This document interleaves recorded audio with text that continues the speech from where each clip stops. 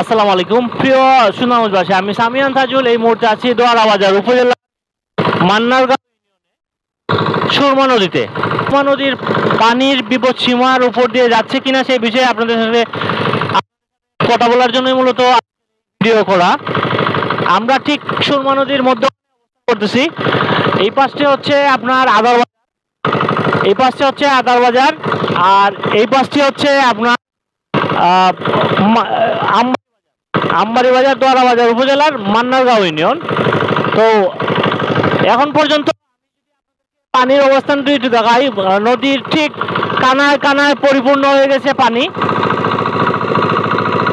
এই যে ডান পাশের আপনার অবস্থানগুলো দেখেন, একবারে কানায় কানায় পরিপূর্ণ পানি, কানায় কানায় পরিপূর্ণ পানি। এই পাশের বাড়িগুলা খুবই আসলে হুমকির মুখে আছে। যদি পানি অতিসত্বর যদি এই সুরমা নদীর পানি না নামে, তাহলে আশপাশের যে বাড়িগুলো আছে সেই বাড়িগুলো আসলে বন্যা কবলিত হবে এবং সুরমা নদীর পানিতে ক্ষতিগ্রস্ত হবে। এবং এই পাশটা আপনারা দেখেন, এই পাশটাও আসলে খুবই ঝুঁকিপূর্ণ, খুবই ঝুঁকিপূর্ণ অবস্থায়। এবং এই পাশটা শেখ হাসিনার উপহার আদার বাজার যে আশ্রয়ণ প্রকল্পের ঘরগুলা, আমি যদি আপনাদেরকে একটু দেখাই, আশ্রয়ণ প্রকল্পের ঘরগুলো আমি আপনাদেরকে একটু দেখাই নিয়ে আসার জন্য চেষ্টা করব।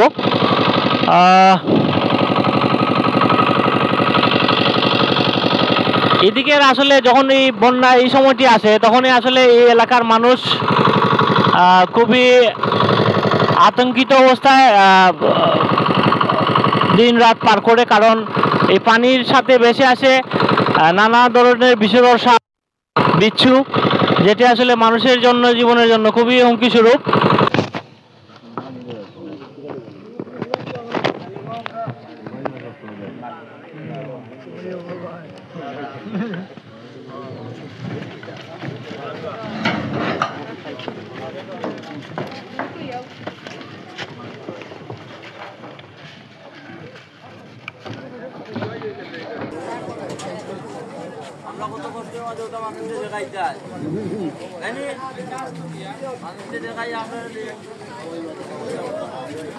আপনার তো ব্রিজ দরকার, ব্রিজ ব্রিজ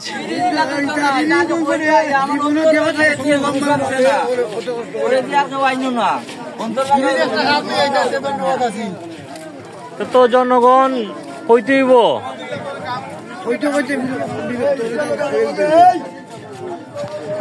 আসলে দীর্ঘদিন যাবত আসলে 71 সালের পরবর্তী থেকেই আসলে এই যে নদীর যে আসলে পারাপার এখন পর্যন্ত অব্যাহত আছে। আসলে দেশ স্বাধীন হয়ে গেছে 50 বছরের অধিক, কিন্তু এখন পর্যন্ত আসলে এই আমবাড়ি এবং আদার বাজার কানেক্টেড কোনো ব্রিজ নাই।